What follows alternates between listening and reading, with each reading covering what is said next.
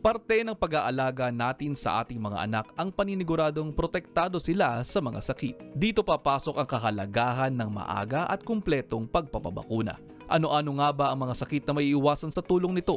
Paraan ng bakuna para ipakilala sa katawan ang iba't ibang uri ng bakterya at viruses upang makabuo ito ng antibodies. Sa tulong nito, lumalakas ang resistensya ng katawan para kapag muling madetect ang bakterya o virus sa katawan, alam na nito kung paano lumaban. Inirekomenda po ang infant immunization simula unang buwan hanggang sa paglaki ng isang bata. Iba-iba ang uri ng bakuna na itinuturok depende sa edad ng isang bata.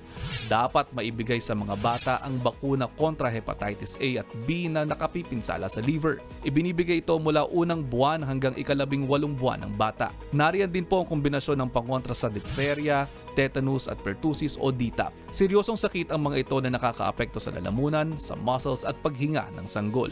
Ang rotavirus vaccine naman po ay tinuturok kontra sa pinakakaraniwang sanhi ng diarrhea, pagsusuka at dehydration sa mga bata. Inirekomenda ito sa pagitan ng 2 hanggang 4 na buwang gulang. Huwag ding isang tabi ang bakuna kontra sa polio na sanhi ng pagkaparalisa at anti-chickenpox na nauuwi naman sa pneumonia at encephalitis.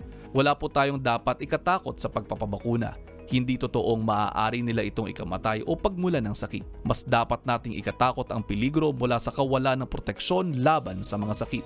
Bukod sa pagpapabakuna, mahalaga rin po ang regular na pagpapatingin sa mga doktor upang masiguradong maayos ang kanilang mga kalusugan.